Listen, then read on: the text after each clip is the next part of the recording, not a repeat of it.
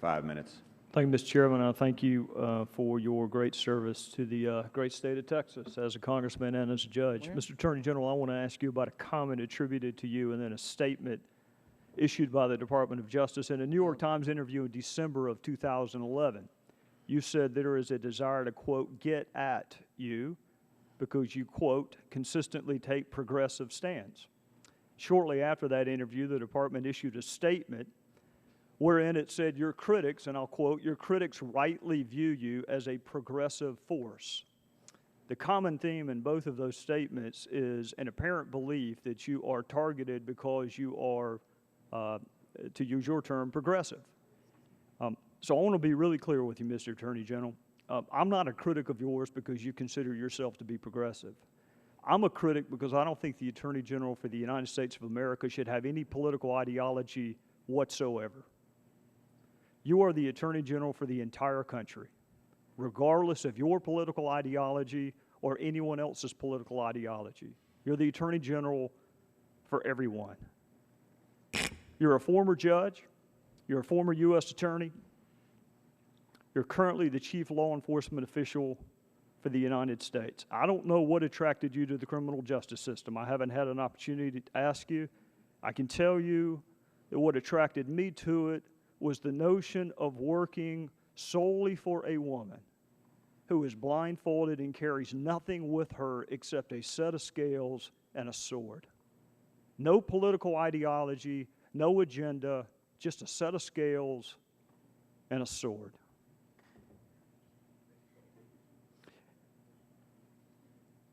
And it's important to me that she doesn't care about anyone's station in life, and she doesn't care about their political ideology, and she doesn't care whether they're black, white, brown, progressive, conservative.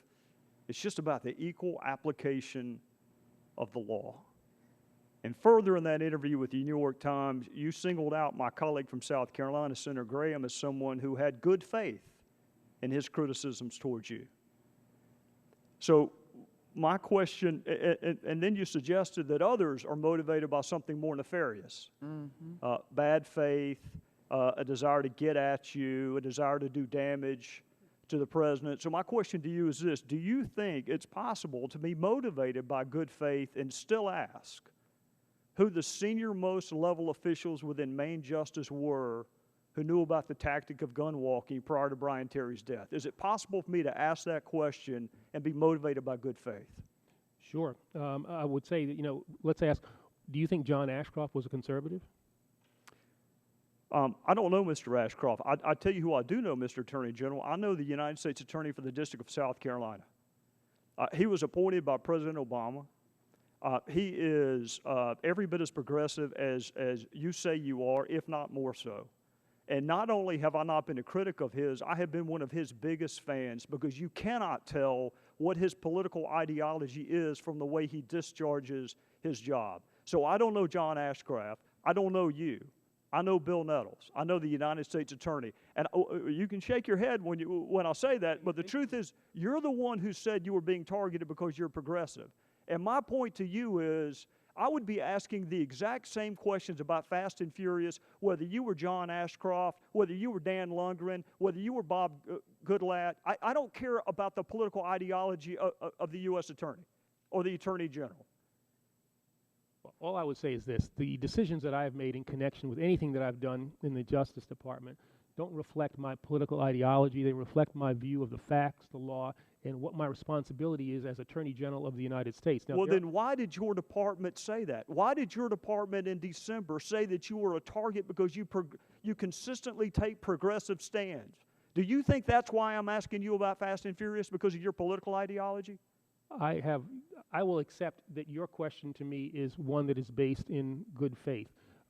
I'm not going to ignore reality and say that all of the attacks that have been directed at me have been those that are non-political in nature or that have come in good faith. Can I be motivated by good faith? Reality. Can I be motivated by good faith and still believe that you ought to have to show an ID to vote in South Carolina, just like you do to have to enter the federal courthouse? Absolutely. We can have a disagreement. You can operate in good faith and ask that question, as I can disagree with you in good faith and not have a political motivation behind my position.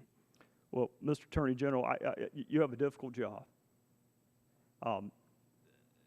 But if you think that you are being singled out because of political ideology or race or any other characteristic or factor when it comes to Fast and Furious, you are sorely mistaken. I would be asking the exact same questions regardless of what party was in power. And with that, I'll yield back, Mr.